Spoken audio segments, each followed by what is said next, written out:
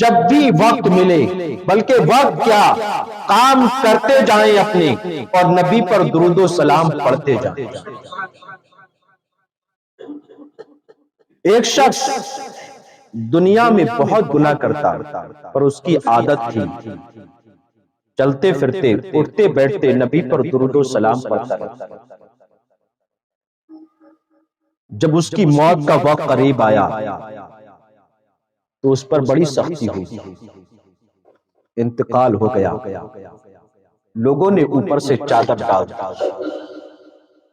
جب چادر ڈال دی، لوگ آنے لگے۔ آپ نے دیکھا ہوگا زندگی میں 3 مرحلے ایسے آتے ہیں جو لوگ کثرت سے انسان کو دیکھنے کے لیے آتے ہیں، خصوصی طور پر آمازی کہ وہ کالا ہو یا گورا ہو، کیسا بھی ہو، لیکن خصوصی طور پر انسان جب اپنے گھر سے نکلتا ہے تو بالخصوص اسی چہرے کو دیکھنے کے لیے نکلتا ہے۔ پہلا مرحلہ کب ہوتا ہے؟ جب انسان دنیا میں تشریف لاتا ہے، جب اس کی پیدائش ہوتی ہے تو آمازی کہ وہ کتنا بھی کالا ہو یا کتنا بھی گورا ہو، ہر انسان چاہتا ہے کہ میں ایک نظر اسے دیکھوں۔ اور جب بھی وہ گھر سے نکلتا ہے، اس کے گھر کا قصد کرنے کے لیے، اس کے گھر کے ارادے سے، تو اس کے دل میں کوئی اور تمنا، کوئی اور آرزو نہیں ہوتی، بس ایک ہی آرزو ہوتی ہے جو اس دنیا میں پھول آیا ہے، ایک نظر اس پھول کو دیکھ لیا جائے۔ دوسرا مرحلہ انسان کا تب آتا ہے جب وہ انسان جوانی کی منزلیں پار کرنے لگتا ہے اور گھر والے اسے دلہا بناتے ہیں۔ تو خصوصی طور پر انسان محلے والے رشتہ دار جتنے بھی آتے ہیں، اس وقت ان سب کی نگاہیں کسی اور طرف نہیں، بنتے ہوئے سر پر جس کے صحرا رکھا جاتا ہے اسی پر ٹکی ہوتی ہے، وہ کسی اور کو نہیں۔ اور تیسرا مرحلہ جب آتا ہے جب انسان اس دنیا سے رخصت ہوتا ہے، روح نکل جاتی ہے اور اس کے چہرے کو ڈھک دیا جاتا ہے، پھر ہر انسان یہ چاہتا ہے کہ زمیں بوس ہونے سے پہلے پہلے ہم اس کے چہرے کا دیدار کریں۔ یہ زمین کے اوپر سے زمین کے نیچے جائے، اس کے عزیز، اس کے دوست، اس کے گھر والے اسے دفنائیں، اس سے پہلے ہم ایک نظر اس کا چہرہ دیکھیں۔ جتنے بھی مہمان آتے ہیں، دوست و احباب آتے ہیں، ہر ایک کی تمنا یہی رہتی ہے، اور جو نہیں دیکھ سکتا وہ بعد میں افسوس کرتا ہے کاش ہم ایک گھڑی پہلے آ جاتے اور جانے والے کا دیدار، جانے والے کا چہرہ دیکھ لیتے۔ تو یہ 3 مرحلے ایک انسان کی زندگی میں ایسے آتے ہیں کہ ہر انسان اسے دیکھنا چاہتا ہے۔ اس انسان کا آخری مرحلہ، چادر اڑاتی گئی، ہر انسان دیکھ رہا ہے، لیکن اچانک ایک وقت اس پر ایسا آیا کہ جب لوگوں نے اس کے چہرے سے چادر کو ہٹایا تو اس کا چہرہ بدل چکا تھا، پورا چہرہ سیاہ پڑ چکا تھا، پورا چہرہ کالا پڑ چکا تھا اور چہرہ بگڑ رہا تھا۔ اللہ اکبر! دیکھنے والے، پاس بیٹھنے والے اب دور بھاگ رہے تھے، کوئی اسے دیکھنا نہیں چاہتا تھا۔ اللہ اکبر! کچھ ہی لمحات کے اندر یہ بات ایک آگ کی طرح پھیلنے لگی، ہر انسان دوڑنے لگا، کیا یہ حقیقت ہے؟ اس سے پہلے تو ہم نے ایسا منظر نہ سنا، اس سے پہلے ہم نے ایسا منظر نہیں دیکھا، آخر کیا یہ حقیقت بات ہے کہ فلاں انسان کا چہرہ کالا پڑ رہا ہے اور چہرہ بدل رہا ہے؟ اللہ اکبر! اچانک کچھ ہی لمحات کے بعد پھر جیسی ہی چادر کو ہٹایا گیا، تو سیاہی دور ہو رہی تھی. اب جب چند لمحات کے بعد چہرے کو دیکھا تو اس کا چہرہ چاند کی طرح چمکنے لگا, چاند کی طرح کھلنے لگا. اللہ اکبر.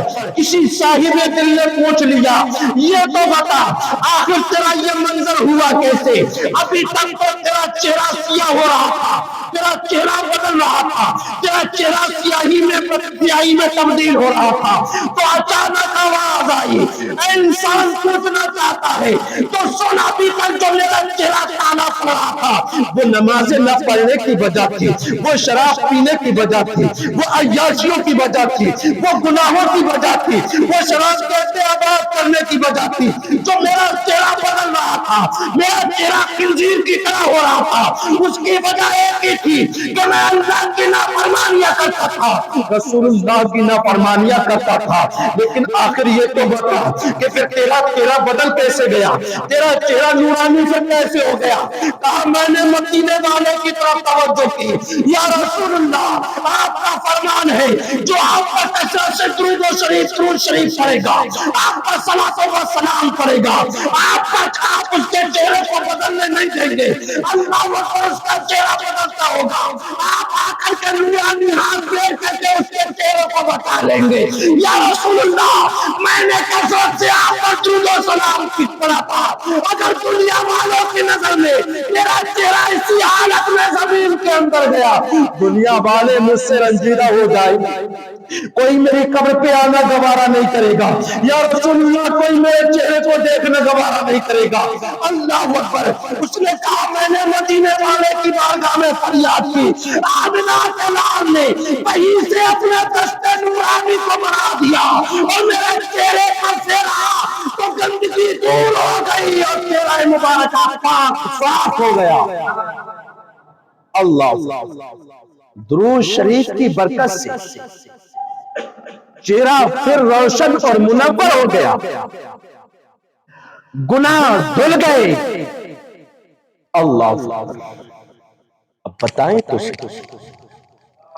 اپنے دل پر ہاتھ رکھ کے دیکھیں, ہم نبی پر کتنا درود شریف پڑھتے اور دن میں ہم کتنے گناہ کرتے. نمازیں ہماری چھوڑ رہی, صدقات و خیرات ہم نہیں کرتے, اپنے مالوں کی زکات ہم نہیں نکالتے, نیکیوں سے دور ہم بھاگتے, اللہ والوں کے دروں پر جا کر کے ہم جیسے گئے ویسے کی پلٹ آتے ہیں. آخر بتاؤ تو صحیح, اگر مرنے کے بعد ہمارا چہرہ بدل گیا پھر کس سے لو لگاؤ, کس کی بارگاہ میں فریاد کرو, کس کی جانب اپنی امیدوں کو لے کر کے جاؤ. اس لیے میرے پیارے, آپ سے گزارش ہے, یہ دنیا چند دن کی ہے, چند دن کی, بس آنکھ بند ہوتے ہی سب پرائے ہو جائیں, کوئی اپنا نہیں رہے گا. اگر اپنا رہے گا تو بس اپنے اعمال ہیں, اب وہ اچھے ہوں یا برے ہوں, کیسے بھی ہوں وہی اپنے ہیں, باقی اپنا کوئی نہیں. جس دولت کو ہم اپنا سمجھتے یہ دولت اپنی نہیں, جن لوگوں کو ہم اپنا سمجھتے وہ ہمارے نہیں, یہ کوئی اپنا نہیں. اولاد, ماں باپ, بھائی بہن, بیوی بچے, سب ایک دن چند لمحات کے لیے آنسو بہا کر کے بھلا دیں گے, پھر کوئی یاد رکھنے والا نہیں. اگر تمہارا ساتھ دیں گے تو تمہارے اعمال ہیں, دنیا میں جیسے تم نے کیے یہ اسی طریقے سے تمہارا ساتھ دیں گے. اگر تم نے اچھے طریقے سے اچھے اعمال کیے تو قبر میں اچھے طریقے سے یہ ساتھ دیں گے تمہارا، اور اگر تم نے دنیا میں رہ کر کے برے اعمال کیے تو قبر کے اندر یہ برے طریقے سے تمہیں ڈسیں گے، تمہارے اعمال ہی تمہارے لیے قبر کا عذاب بن جائیں گے۔ اس لیے ضرورت ہے میرے پیارے، آپ نے اکثر دیکھا ہوگا والدین کی زبان پر ایک جملہ اکثر رہا کرتا ہے، میرے مرنے کے بعد میری اولاد کا کیا ہوگا؟ پوچھو کسی والدین سے تو یہی کہتے ہیں کہ ہمیں ایک ہی فکر لاحق ہے، ایک ہی فکر رہتی ہے، ہمارے مرنے کے بعد ہماری اولاد کا کیا ہوگا۔ میں پوچھنا چاہتا ہوں، والدین تیرے بھی تھے، والدین تیرے بھی تھے، ماں باپ تیرے بھی تھے، بتاؤ تو صحیح، پھر والدین ان کے بھی تھے، کیا تیرے والدین کی زندگی نہ کٹی؟ کیا اللہ رب العزت نے ان کے والدین کو موت کی نیند سلا کر کے کیا انہیں رزق نہ دیا؟ کیا ان سے رزق کا دروازہ بند کر دیا؟ نہیں میرے پیارے، اللہ نے رزق اپنے ذمہ کرم پہ لیا، بندہ گناہ کرے یا فرما برداری کرے، انسان اللہ کی بارگاہ میں سجدے کرے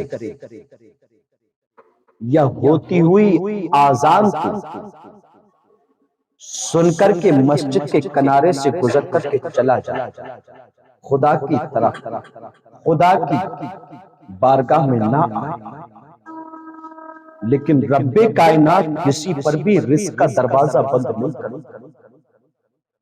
اللہ رزق دیتا ہے، رزق دیتا ہے۔ جو خدا کی پوجا نہ کر کے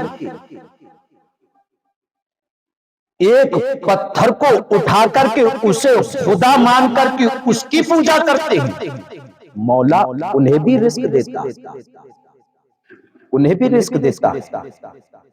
تو یہ فکر ذہن میں نہیں آنا چاہیے کہ لہٰذا میرے مرنے کے بعد میری اولاد کا کیا ہوگا، بلکہ جملے کو بدل دو، میرے مرنے کے بعد میرا کیا ہوگا، میرا کیا ہوگا۔ جب یہ جملہ بار بار تمہاری زبان پر آئے گا تو تمہیں قبر کی آخرت کی فکر پیدا ہو جائے، پھر دنیا سے دوری اور رب کی بارگاہ سے قرب نصیب ہو جائے گا۔ اور یہی جملہ تمہیں یہاں بھی، قبر میں بھی اور آخرت میں بھی ہر جگہ کامیاب کر دے، ہر جگہ کامیاب کر دے۔ اس لیے ہمیں چاہیے کہ لہٰذا کثرت سے پیارے نبی پر درود و سلام پڑھا کریں۔